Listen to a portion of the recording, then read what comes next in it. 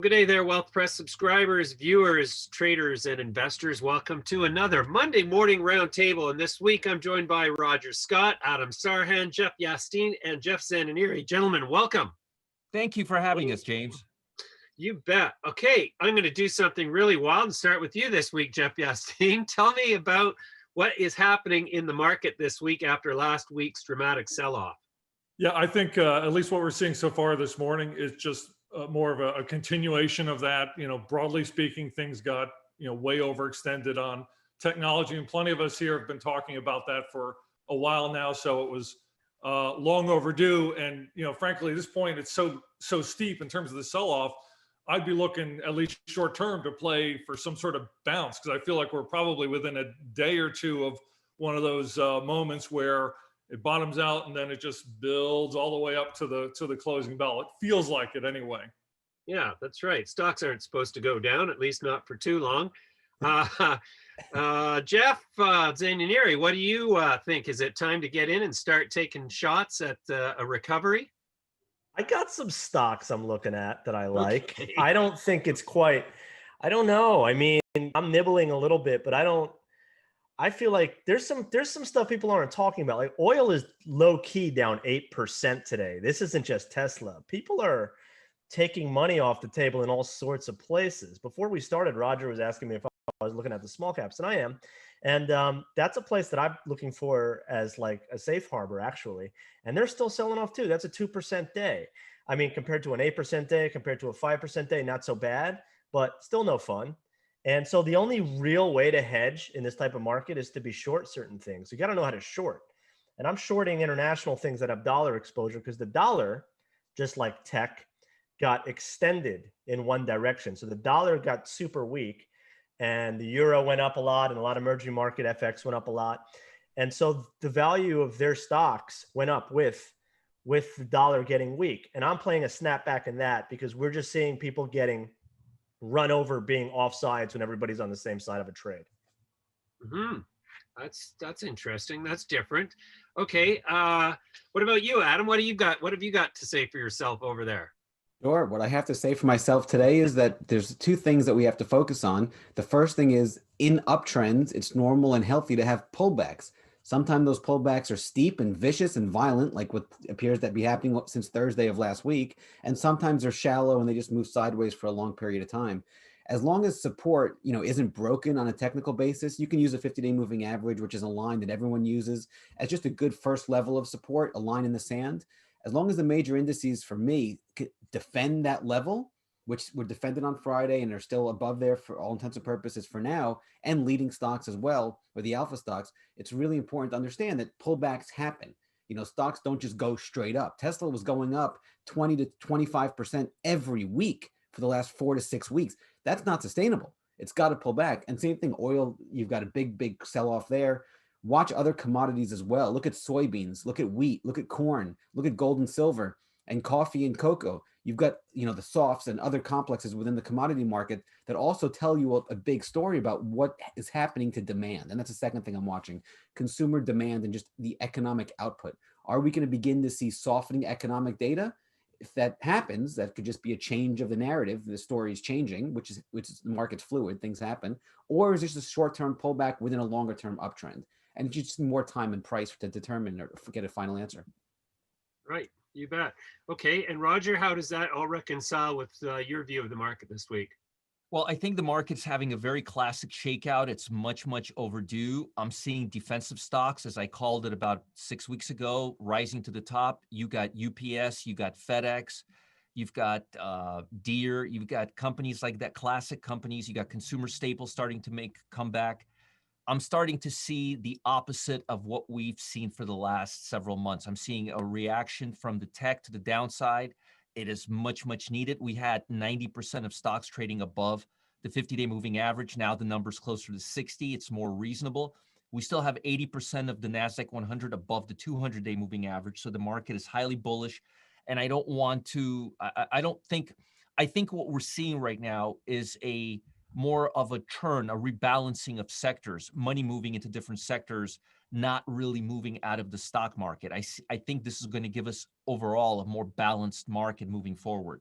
So until I see some really big, real big warning signs, which I'm not seeing just yet, I'm going to get slightly more defensive, but I'm not going to change my long-term strategy. One thing I'm looking at right now is I'm looking at copper stocks. They go very well with industrial and basic materials.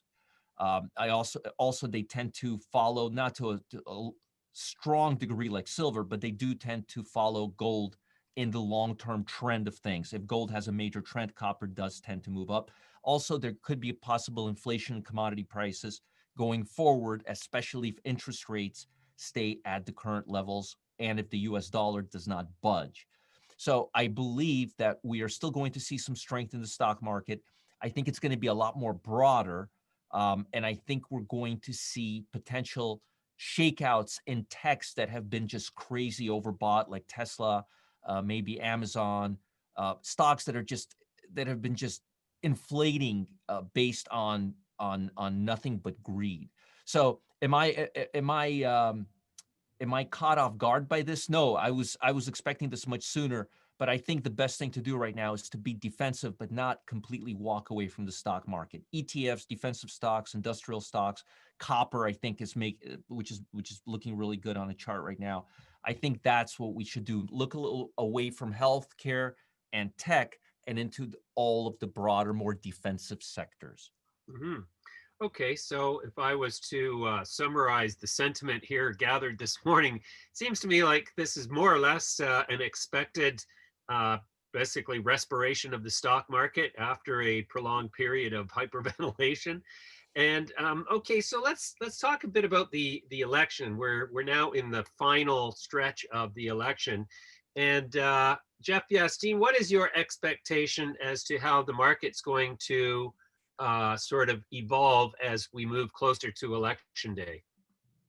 I think that as we do get closer to election day, obviously there's a degree of uncertainty, to put it mildly, on this situation. So I don't think, unless we want to count the last couple of days from last week, that the market has begun to discount some of that and the broad ramifications. I think that may come about depending on which side retains the largest control of Congress and which side ends up being in the White House. And so that just leads to the general sense of caution and staying on the defensive if you're looking out over the next handful of months, in between these sort of tactical sort of trading situations, such as what I was saying earlier about playing for a bounce of a day or two, that sort of thing. So yeah, that's just yet another sort of problem that the market has to deal with, and I don't think it really has fully come about to embrace that yet, and probably won't until we get really close to the election. I don't think it'll really occur to people in a broader sense until we get to that point. Mm-hmm. Jeff Z, are you making any sort of bets or plays or strategies that are election driven? Not yet. I mean, we're still 2 months out. 2 months in 2020 is like, I don't know, whatever Abraham Lincoln said, 75 years ago. It's there's a lot. This is a fluid situation. I mean, if you look back at 2016's election, that was one of my best trading nights ever. I trade futures also, and it was 80% likely that Hillary Clinton was going to win. Then we started looking at certain places in Florida started going for Trump, and you started seeing the S&P futures just like crushed in the basement. Boom, boom, boom, boom, down about 5-6% after the close in the night session. By the time the next day the market closed, it closed up 3%. So within less than 24 hours, you had an 8% index move, which is like an entire year's S&P move under normal circumstances in 24-hour period. So that's the kind of stuff I like, and I like to be fluid and I like to be flexible in those situations. And so I think it's going to be a shit show, for a lack of a better word. I think it's going to be like 2016 on steroids. I think there's going to be some prizes. I think you're going to see double-digit stock moves. I think you're going to see massive index moves. So go into it with a fluid, flexible mind, because most of the money is going to be made that night and the months after it, not entering the trade, 6 weeks beforehand on an article you read about who's going to win. Right. Okay. And what about you, Adam? Do you have any sort of advice or strategic sort of direction based on election approaching? Yeah, the market likes certainty, and elections, by definition, just present a lot of uncertainty. So back in 16, when Jeff was just speaking about it, was a great trading period. If you look right before the election, the 7, 8 weeks before the election, the market actually fell about 10%, if not a little bit more, depending on the index you look at. And then it soared when Trump took over. Yeah, it initially fell hard and then it took off. When they realized you can have a pro-business, pro-economy regulation coming in that's going to help, deregulate the environment, and you can have policies that are just pro-growth, and the market took off. Same situation eerily is happening now, where the Biden's in the polls is leading and the Trump's the underdog, and just like it was in 16, the only difference is the market now is just took off before the election. Like Jeff Z just mentioned, there's a lot of time between now and the election. I wouldn't be surprised if we get a 10% or something similar, 15% or 8% pullback ahead of the election as we get more uncertainty, digest some of this big rally, and then after the election, we get clarity and we get that certainty, up or down, doesn't matter, but we'll actually understand what's going to happen for the next 4 years. Mm-hmm. And Roger, is there any influence of the election on your strategy at this point? Yes, there is actually. Well, if you look back, usually during historic periods, and I've looked at the market technically and I've tested some periods leading up to the election, and usually what we see is quite opposite of what a lot of people think. Because elections happen in November, which follows the summer season, and summer's usually quiet, but during elections, summers are usually pretty active, and then we get a kind of a quiet period going into middle of September and leading almost till the end of October. And then we start getting volatility like a week or so before the election, sometimes 2 weeks before the election, but we tend to see a quiet period. Now, that also obviously is determined by how much speculative activities in the market in terms of what kind of prognosis we have on who's going to win and who's going to lose and how close apart, how far we are. But here's what I'm looking at right now. The market is going to give us clues. The major clues, if Democrats are going to start showing a lot of strength, or at least, in a speculative sense, you're going to start seeing firm prices on the marijuana stocks, and you're going to see firm prices on the green energy stocks. If Trump is going to start leading, you're going to see a lot of subdued pressure on the Russell 2000, which is why I was asking actually before the show started today how the small caps are doing, how the Russell's doing. Because if you guys recall, the biggest hamper, the biggest wet blanket for the Russell 2000 occurred when the trade war started. And we know that Biden is not going to be as adverse with China as Trump is. So if the biggest things, the biggest clues that are going to tell us how the market is reacting, I think is going to be the small caps, the pot stocks, and the green thumb green energy stocks. If the green energy stocks and the pot stocks start seeing a little surprising strength, and if the Russell 2000 starts cooling off, then we know. So I think watching those three major, sectors of the economy is going to give us a lot of clues of what to expect. But overall, I'm expecting a lot of numbness in the market over the next month and a half, leading to an explosive trading action a week or two starting before the election. Mm-hmm. Okay. Jeff Yasteen, I'm just curious as to your impression of the action in gold and silver, precious metals, in response to the weakness in the S&P. It really hasn't responded adversely to the performance in the S&P, contrary to my expectation. Is that contrary to your expectation? Yeah, I think you and I talked about this a couple of weeks ago on one of our 101 chats. And I said that I just thought the sentiment regarding gold was so, it needed time to fade to bring the real bullish sentiment back down to a more reasonable level. And I think that's what we're seeing here.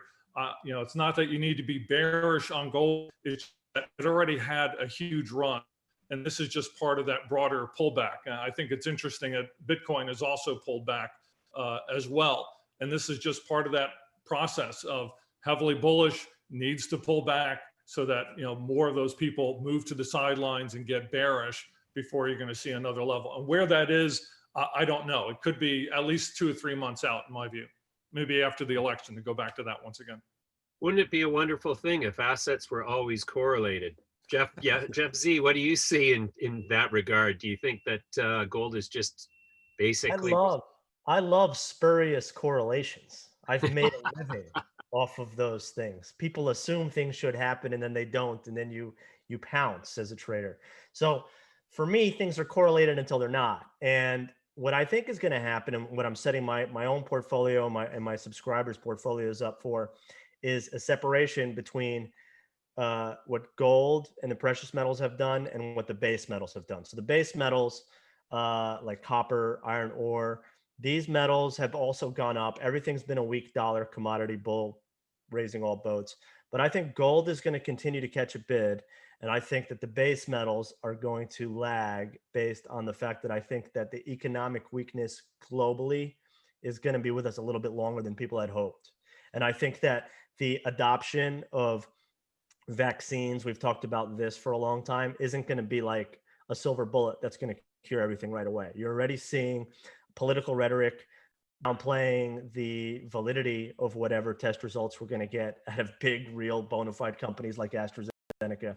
And that's not a good sign. That's not a good sign if you want to have a real broad economic recovery globally. Mm-hmm. And Adam, is that sort of mesh with your views? Yeah, I think that if you look at gold, we spoke about Tesla earlier, and just look at the charts. Look at gold from the beginning of June until the beginning of August. It's almost and then look at Tesla. It's almost the exact same thing, or a parallel, or alternate universe, if you will, where you had a massive, massive, massive explosive rally in gold. It topped out, I think, on the 6th or the first week of August.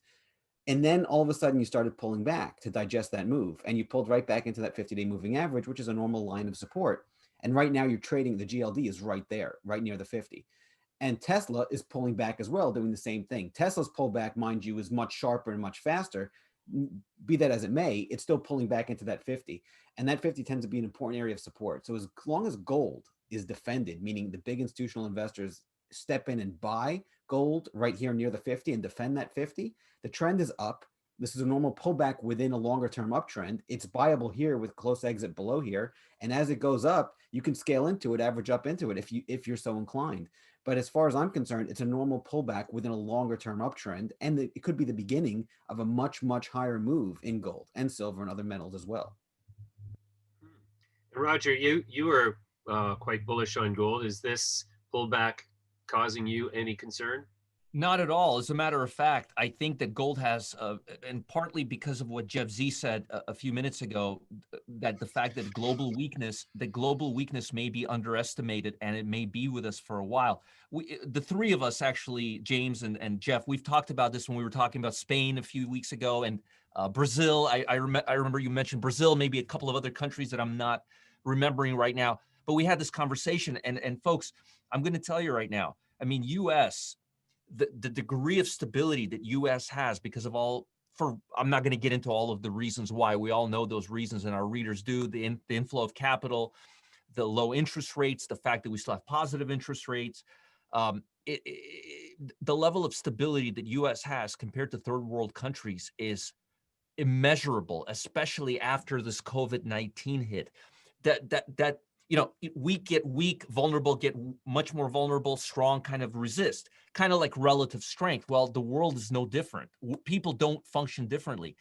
We're seeing some real nastiness, and I hate to use that word, but we're seeing some real nastiness in some third world countries. And the thing is, it's not getting any better anytime soon. They're not going to get their, third world countries are not going to get their vaccine as fast as U.S. They're not going to be subject to the type of healthcare we have in this country. So we may see a longer recovery, and that's only going to cause gold prices to move higher, especially with the fact that the US dollar is in a slump right now. And because of interest rates, I believe it's going to stay there for the foreseeable future. So yes, nothing has changed with my opinion on gold. I think this is just a very healthy and positive pullback, one that was desperately needed. And by the way, for the record, historically speaking, gold does follow the stock market about 70% of the time. So we can't keep that pink elephant in the room. It's there, it's possible. So the fact that we're seeing a pullback at the same time is not really very it's not anything that's, mind blowing or anything crazy like that. I think it's very healthy, very normal, and I'm actually going to use this as an opportunity to purchase some really strong gold shares. Okay.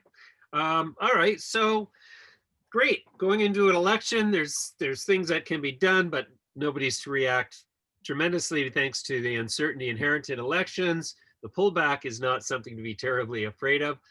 Now, I want to switch the conversation to COVID because, I mean, we have a broad sentiment present in the mainstream media suggesting that everybody can, just wrap their heads around the fact that the virus is here to stay and we're not going to close the economy. Yet, we are on the border of a flu season that, by all intents and purposes, should even exacerbate further the increasing rate of infection emerging across states that practice less protective sort of measures. Is flu season going to be a factor in the entire COVID-19 equation? And is the potential for an increasing outbreak, is there any risk of a further shutting down or quarantining of the population, as has recently been announced in Spain and in Melbourne, Australia? And Jeff Yasteen, let's start with you. My instinct is that, all this has been talked about so much, and the fear level regarding all of this is out there so much that in terms of its impact on the market, should, even 70% of this, in terms of the fears regarding the flu season, actually happen, I just don't really expect that we're going to see this huge impact based on just the flu. I just feel like we're probably in the back half of the entire pandemic. We're going to continue to see large amounts of uncertainty, but I would just keep my eye on those, travel and leisure type of stocks, and just focus on what those are doing. So far, those have been pretty strong the last 3 weeks, 4 weeks or so. And I think if we see those continue to maintain some degree of strength, it probably means that, again, we're just going to sort of power through that in some form or another, simply because the worst is already baked into those prices. Mm-hmm. Okay, and Jeff Z, what do you think about the COVID situation? I think that we've done incredible job in understanding the disease a lot more than we had in the beginning. And I think when it first came out, there was this fear that it was like a 1918 flu, which would kill 5% to 10% of the population of people that got it. And now that has been proven to be incorrect. And so fundamentally, I think the widespread fear of it has become a little bit more concentrated in the vulnerable. So to answer your first question, do I see another nationwide lockdown for COVID-19 because of the flu? The answer is no. I don't think we're going to ever have a full lockdown again, unless you get an entirely new virus that has the potential or the possibility to be that fatal. I think that, unfortunately, 20% of the population is still like scared of their own shadow and is going to hide in their house. And then you have 20% of the population that's going to party like it's 1999, and somewhere in the middle is everybody else. So you got to reconcile what those two people are doing, and we have to find a way to live life with it. We're not going to solve it. It's not going to disappear. It's not going anywhere. There's going to be flu season after flu season. There's going to be COVID season after COVID season. There's going to be a vaccine out, and you're going to still have, guess what? You're going to still have COVID after the vaccine is the same way you still have influenza with a vaccine introduced.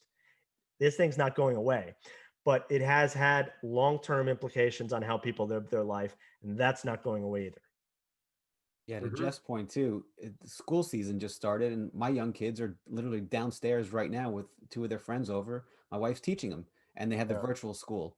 So it's just a change of reality. You can't go back to schools. They don't know if the school's opening, not opening. Are they going to get sick? New cases, not new cases. So yeah, it's a really good point. For now, it is a change of our entire, way of life. Hopefully it goes back to normal, but until then we have to deal with the reality.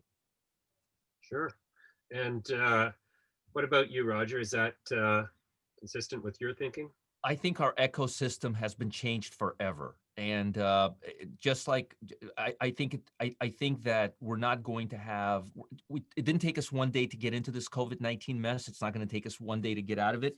I think with time, it's going to be under control. But as Jeff and Adam said, it's something we have to deal with. There's no way around it. Just like we have a flu vaccine, it doesn't cure everybody. It's here to stay to a lesser degree. But just to assume that this vaccine is going to wipe everything out and the world's going to come back to how it is, it's just not a very accurate assessment. It's not realistic. So Adam, you mentioned your kids. Same thing with my daughter went to high school. She went for 4 days. They didn't even announce it. Then we had to hear it from the news that two people got sick. Awful. The school didn't even announce it.